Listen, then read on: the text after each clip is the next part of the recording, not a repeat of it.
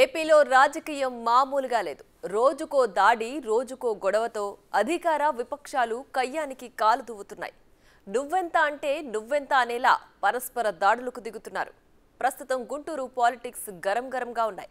మంత్రి రజనీ కార్యాలయంపై దాడితో తారాస్థాయికి చేరింది. నిన్న మంత్రి రజనీ కార్యాలయంపై కొందరు దుండగులు దాడి చేయగా వారిలో 30 మందిని పోలీసులు అరెస్టు చేశారు. అంతేకాకుండా వారిని కోర్టులోనూ హాజరుపరిచారు. కార్యాలయంపై దాడి చేసింది టీడీపీ జనసేన కార్యకర్తలుగా పోలీసులు ధృవీకరించారు.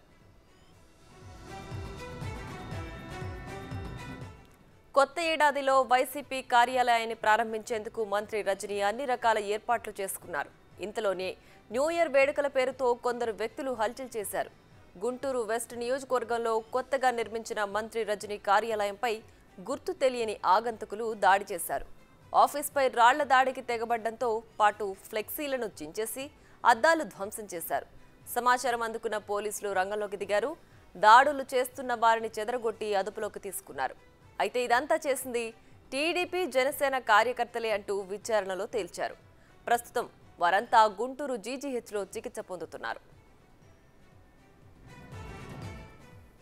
ఒక బీసీ మహిళ ఎదగడం చూడలేకే తనను భయభ్రాంతులకు గురి చేసేందుకు టీడీపీ కార్యకర్తలే ఇంతటి దారుణానికి తెగబడ్డారని మంత్రి రజనీ ఆరోపించారు. ఓటమి భయంతోనే ఈ దాడికి పాల్పడ్డారని అన్నారు. న్యూ ఇయర్ వేడుకల పేరుతో పక్కా ప్లాన్ ప్రకారం కార్యాలయంపై దాడి చేశారని మంత్రి మండిపడ్డారు. ఘటన వెనుక ఎంతటి వారున్నా వదిలేది లేదని హెచ్చరించారు. ప్రజల మద్దతు, ప్రజల ఆశీస్సులు మాతో ఉన్నంత వరకు ఇలాంటి ఎన్ని దాడులైనా కూడా ఖచ్చితంగా ఎదుర్కొంటాము. అలాగే ఏదైతే మీరు నన్ను భయప్రాంతులకు గురి చేయాలని మమ్మల్ని భయప్రాంతులకు గురి చేయాలని, ఒక మహిళ కదా తన ఆత్మధైర్యాన్ని దెబ్బతీయాలని ఏదైతే మీరు ఇలాంటి దాడులు చేస్తున్నారో, మీరు ఎన్ని చేసినా కూడా ప్రజల మద్దతుతో మా వైఎస్ఆర్ కాంగ్రెస్ పార్టీ కుటుంబ సభ్యులందరం కూడా మేము ధైర్యంగా నిలబడి ఎదుర్కొంటామని చెప్పి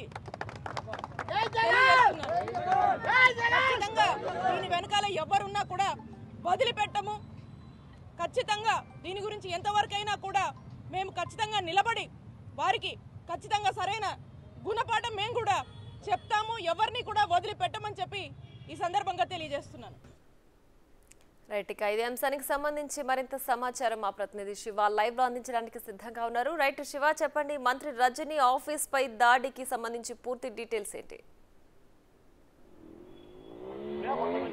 మంత్రి విడుదల గుంటూరు పశ్చిమ నియోజకవర్గ ఇన్ఛార్జిగా బాధ్యతలు స్వీకరించారు. ఆమె నిన్న కార్యాలయాన్ని ప్రారంభించేందుకు సిద్ధమయ్యారు. దాదాపుగా ఏర్పాట్లన్నీ పూర్తి చేసుకున్నారు. అయితే మొన్న అర్ధరాత్రి న్యూ ఇయర్ వేడుకలకు సంబంధించి కూడా కొంతమంది టీడీపీ నేతలు, అభిమానులు కూడా ఇక్కడే ఎన్టీఆర్ విగ్రహం ఉంటుంది, ఆ ఎన్టీఆర్ విగ్రహానికి సంబంధించి ఎన్టీఆర్ విగ్రహానికి నివాళులు అర్పించి కార్యక్రమంలో కూడా ప్రతి కార్యక్రమాన్ని కూడా వాళ్ళు నిర్వహిస్తూ ఉంటారు.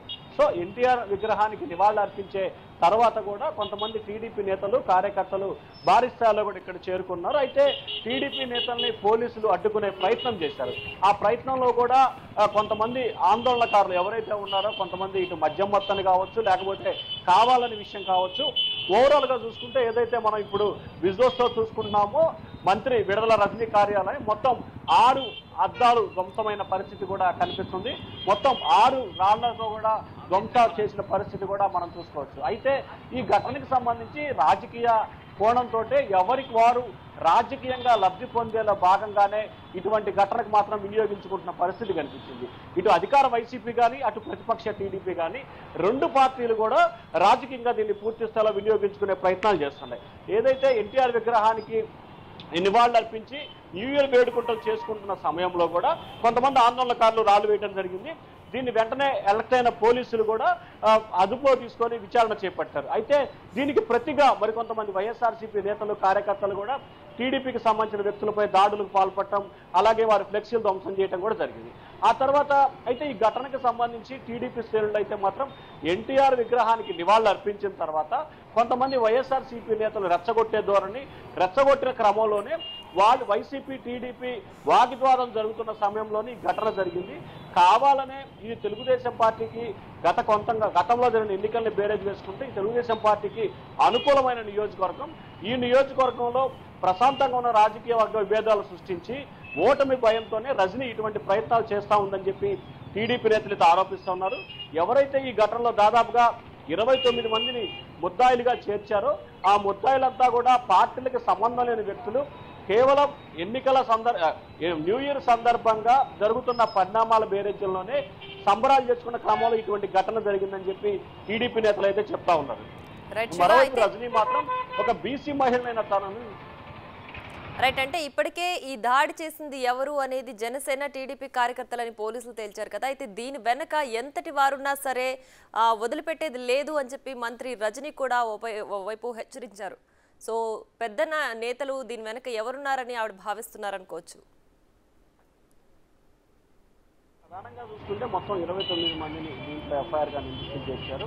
వారందరినీ కూడా నిన్న సాయంకాలం గుంటూరు ప్రభుత్వ వైద్యశాలలో వైద్య పరీక్షలు పూర్తి చేసి మెజిస్ట్రేట్ ఎదుట హాజరుపరిచారు.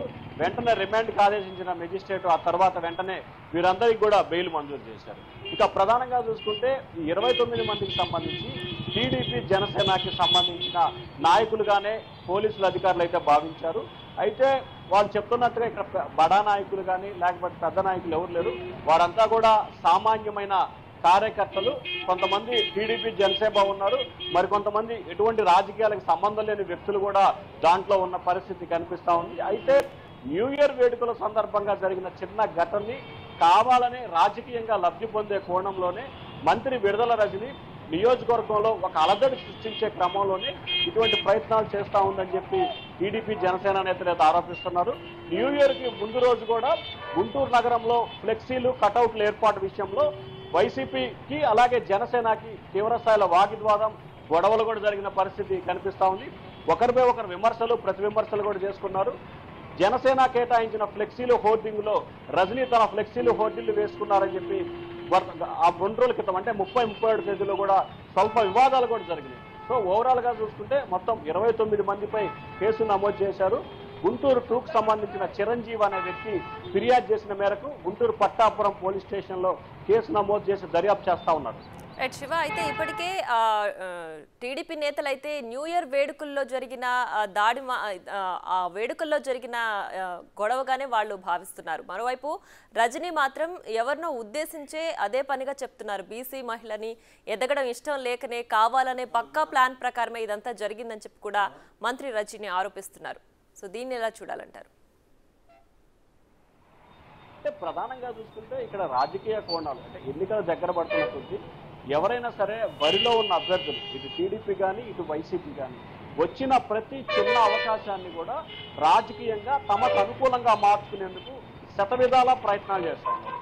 సో ఈ ప్రయత్నాల్లో భాగంగానే జరిగిన చిన్న సంఘటనకు సంబంధించి ఇటు వైఎస్ఆర్సీపీ కానీ అటు టీడీపీ జనసేన కానీ చాలా తీవ్రతరం చేసుకునే ప్రయత్నాలు అయితే జరిగినాయి.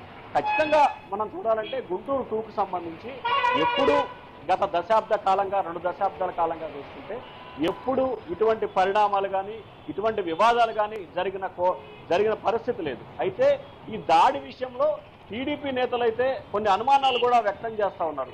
ఈ దాడి పాల్పడిన వ్యక్తులు టీడీపీ వాళ్ళు కాదు, రాజకీయ లబ్ధి కోసమే రజనీనే తన అనుమతులు కూడా పురమాయించి ఈ దాడికి పాల్పడిందేమో అనే అనుమానాలు తమకున్నాయనేది టీడీపీ నేతలు అయితే మాట్లాడుతున్న పరిస్థితి కనిపిస్తూ ఉంది. కానీ అయితే పోలీసులు అయితే మాత్రం 29 మందిని టీడీపీ జనసేన కార్యకర్తలుగా ఐడెంటిఫికేషన్ చేశారు. కాబట్టి అంటే రాజకీయ పరంగా టీడీపీ వర్షన్ టీడీపీది, వైసీపీ వర్షన్ వైసీపీది. సో అంతిమంగా త్వరలో జరగబోతున్న ఎన్నికల్లో రాజకీయ లబ్ధి కోసమే అటు టీడీపీ అయినా ఇటు వైసీపీ అయినా చాలా జాగ్రత్తగా వినియోగించుకునే పనిలో తలముఖలైన పరిస్థితి కనిపిస్తూ ఉంది. రాజకీయ లబ్ధి కోసమే దీన్ని స్థాయికి తీసుకొచ్చారని భావించాలి Priya. Right Shiva, thanks for the updates.